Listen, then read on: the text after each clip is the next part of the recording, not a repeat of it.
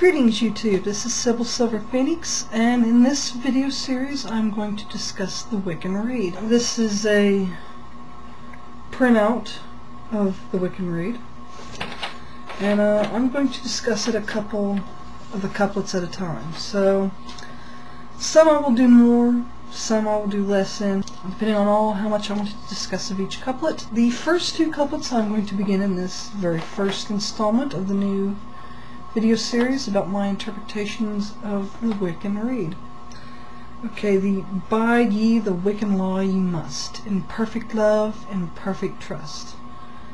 Ye must live and let live, fairly take and fairly give. Okay. Bide ye the Wiccan law ye must. Bide. To stay with. To have patience. To persevere. To continue. So basically, walking your walk with the law, with the advice. Some people do see this as a law. Some people see it as advice. I see it as advice. I see it as guidelines. You know, if you want to live by the guidelines, you can. There's some pretty good advice here.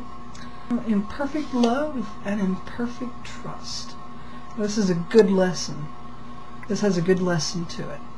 Perfect love is unconditional love.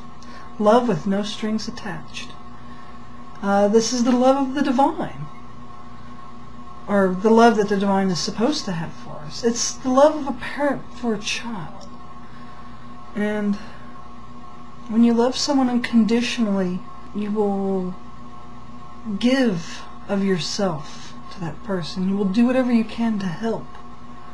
And you won't ask for a reward or for something in return, for payment or whatever. You just do it of your free own volition. And it's a form of selfless love. And it's a pure love, in a sense. It's something very good to live by. You'll know perfect love when you see it. When you feel it for yourself. And it's an amazing feeling. Now the perfect trust. Perfect trust is complete faith. Not blind faith, complete faith. You trust. You trust the divine to do what it can handle. And the divine trusts you to do what you can handle. And because the divine loves us so perfectly, we don't have to fear angering it. It can get disappointed in us, just like any parent. But just because we stop loving the divine doesn't mean the divine will stop loving us.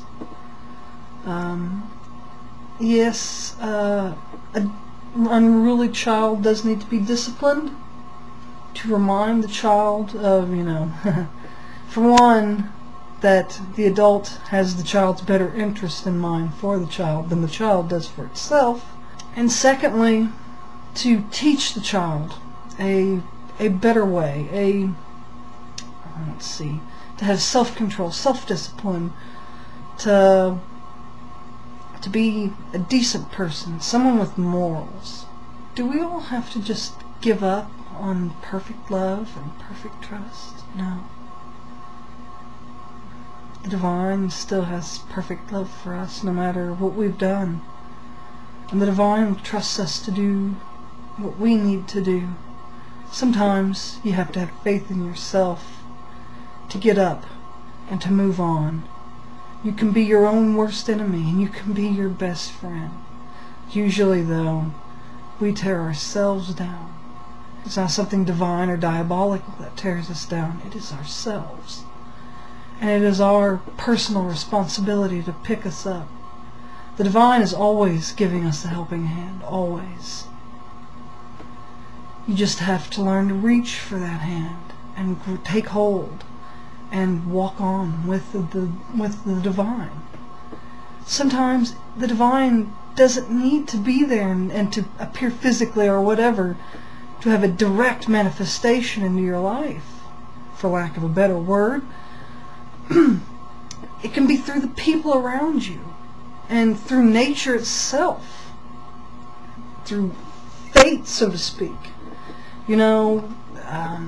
I've talked about destiny and fate, and these are just trivial words. We make our own destiny. We set our own fates. It is not the divine or the diabolical that sets our destiny or our fate for us. It is us. It is us. Our responsibility, our choice, and our choices, our action, and our actions that write how our destiny will play out and how our fate, what our fate will be, I should say. That's what I see in the first couplet of the Wiccan Rede.